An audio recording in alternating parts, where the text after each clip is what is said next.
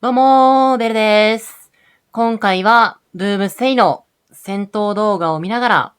ら、近日開催される、ジェネシス戦争の予習の方をしていきたいなと思います。先日のアップデートで、新しく実装された、ジェネシス戦争なんですけど、このジェネシス戦争、これまでのアイランドや諸島と全くと言っていいほどルールが異なります。実際にまだ始まってるわけではないので、多少、間違っている点はあるかもしれないんですけど、事前情報一切なしで挑むのと、ある程度事前知識を持って、挑むのとだと、圧倒的に、後者の方が有利になると思いますので、ぜひ今回の動画が参考になれば嬉しいなと思います。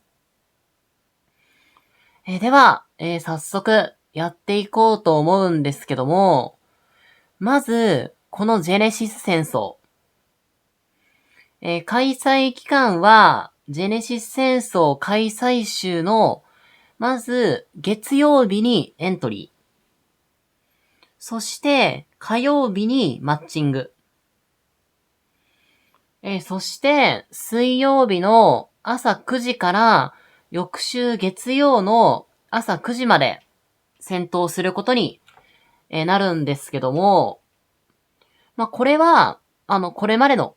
アイランドや諸島と大まかなスケジュールは変わりません。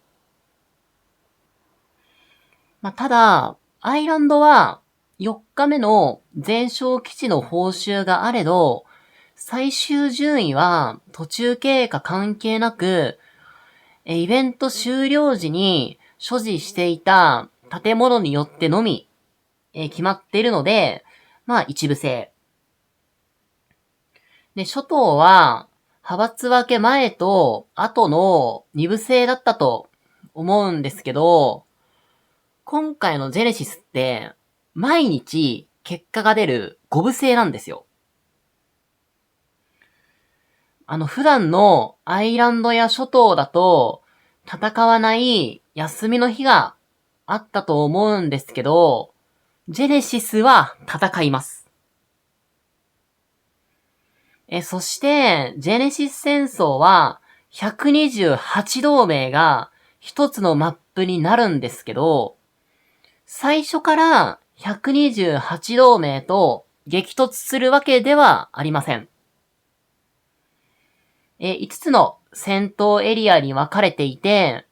まず最初は、みんな、最も外周のゾーン5スタートです。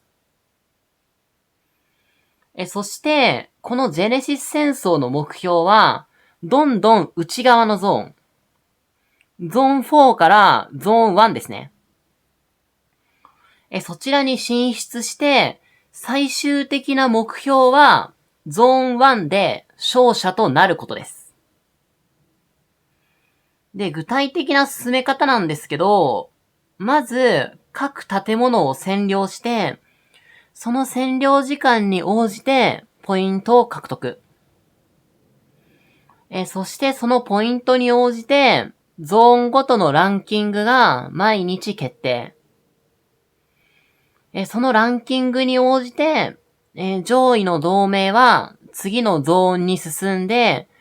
逆に下位の同盟は現在のゾーンに滞在。そのような形に、なっていって、2日目は、その、ゾーン4に到達した同盟で、また建物を取り合って、ランキング。そして、初日、ゾーン5に留まってしまった同盟は、そのゾーン5に留まってしまった同盟で、また建物を取り合って、ランキングを決定していく。そのようなイメージです。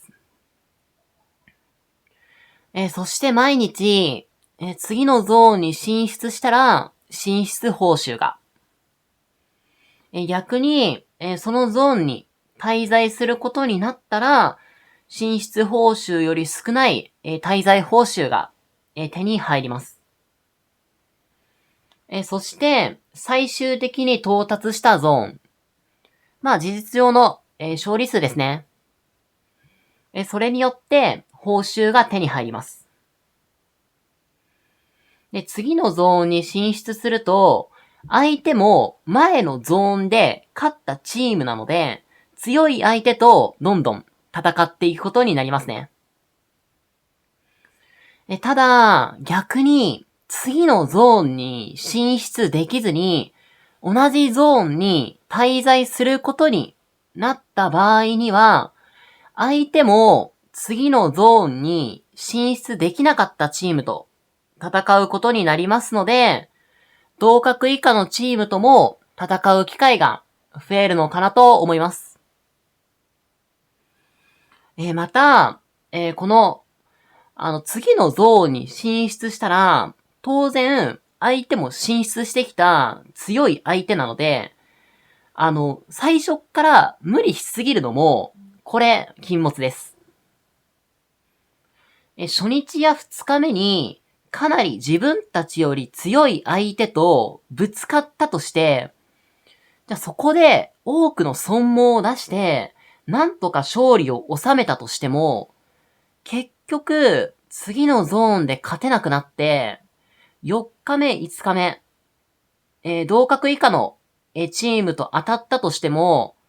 初日や2日目の損耗が足を引っ張っちゃって、最終的に勝てないということも、これ十分に考えられるので、毎日結果が確定するからこそ、時には無理することも必要なんですけど、終盤で戦えるだけの体力を残していくのも一つの戦略なので、同盟全体で適切な戦略を立てていただいたり、その時の戦術判断をしていただくのが勝利の鍵になるのかなと思います。で、また、今回のジェネシス戦争の特徴って、終了時点で占領していた施設によってランキングが決まるわけじゃなくて、占領してると、どんどんポイントが獲得できて、そのポイントによるランキングで勝敗が決するので、アクティブ度というのがめちゃめちゃ大事になります。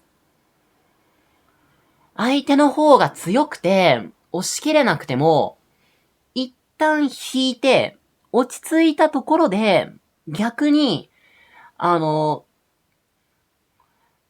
の場所を守りきれてても、一息ついて、相手のアクティブプレイヤーが、相手が守りきれた時ですね。その時、一息ついて、相手のアクティブプレイヤーが減った時に、時間を置いて、一気に取りに行ったり。またその逆もしかりですね。世界トップクラスの24時間戦えるチームは別なんですけど、このジェネシスでは、一人ずば抜けた人がいるチームより、ラリーや駐屯ができる、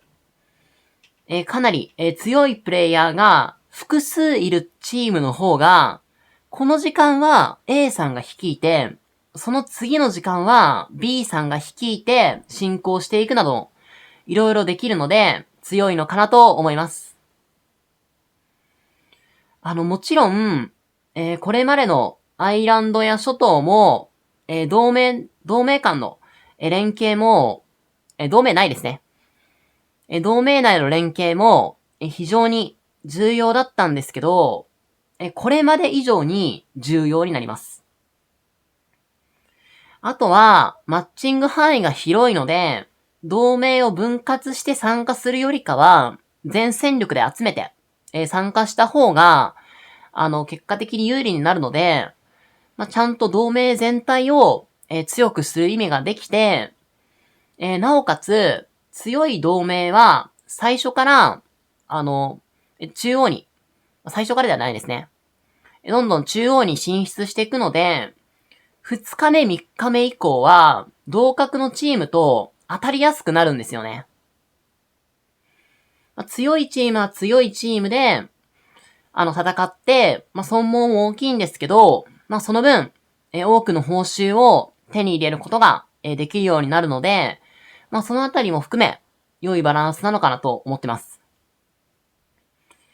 ジェネシス戦争については、初日の夜から、生配信させていただく予定で、